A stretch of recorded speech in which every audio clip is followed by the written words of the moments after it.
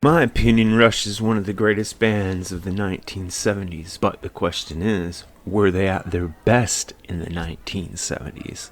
Let's talk about it. One of the first things to mention in this regard is that Rush made 9 studio albums between 1974 and 1982. These are the albums that are most important to the discussion at hand, and the thing that distinguishes them from all of the other albums that Rush made in the 80s and beyond is the presence of the producer Terry Brown.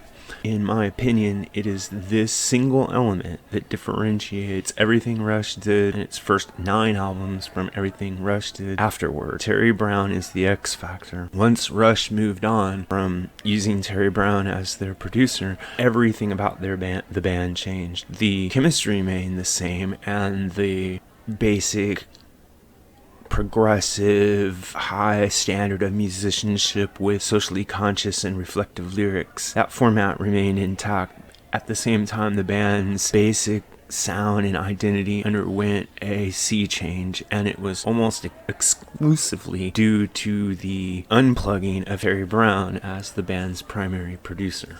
A lot of people attribute the change in Rush's sound to the dominance of keyboards that emerged in the 1980s. This is an interesting idea, but it doesn't really hold water because the keyboard work on both moving pictures and Signals, a vital part of the overall song structure and band sound, and both of these albums were produced by Terry Brown. In fact, you could argue that on a song like Tom Sawyer or even a song like Vital Signs, that Terry Brown found a cushion and a groove and a perfect slot for Geddy's keyboards that never happened again. If you compare the keyboard ease in Tom Sawyer to the kind of tinny, overwhelming cacophony of the keyboards in a song like Big Money, you can easily see what I'm talking about here. In fact, go back from the very beginning and listen to Fly By Night. On Fly By Night, what you have are a lot of acoustically driven songs that were probably written on a tour bus that have almost a sketchy nature to them. It's the way that Terry Brown is able to recreate a live sound from the band in the studio that makes those songs so good and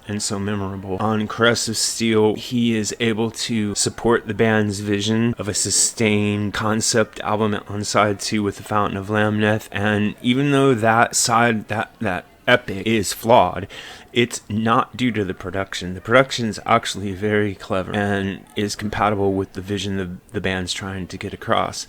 Same can be said for 2112. On this, which is a very successful concept album, Terry Brown gets the operatic and poetic element of what the band's trying to do. He's able to support their orchestrations as well as their acoustic reflective sections. And then on side 2, they have what's almost like a standard rock album offering with Passage to Bangkok and Twilight Zone and Lessons and Something for Nothing. So Terry Brown shows that he's adaptable to just about anything the band wants to do. This continues on through their fascination with epic eras all the way until we reach the pivotal album, Moving Pictures.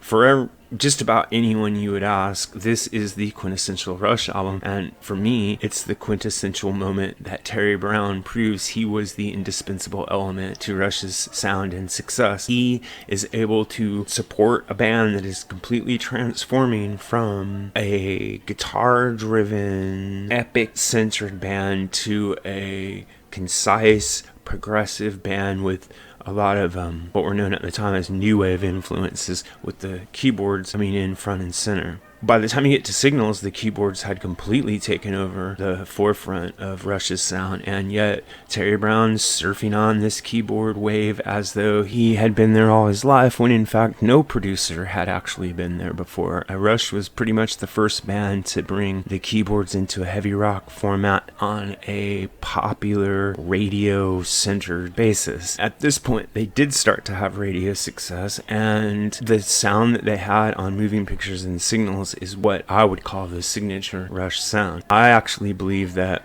Rush was at their best when Terry Brown was their producer, and they were not ruined by the introduction of the keyboards. What hampered their development, in my opinion, was the inconsistency of the producers and the production on every album, with the exception possibly of Power Windows. Even on Power Windows, as I mentioned, with Big Money, and the production basically fails to capture the essence of the song. This is what I think. If you have a thought on this or any other issue connected to contemporary or classic music, please leave a comment in the section below, and remember to like and subscribe. Thanks a lot.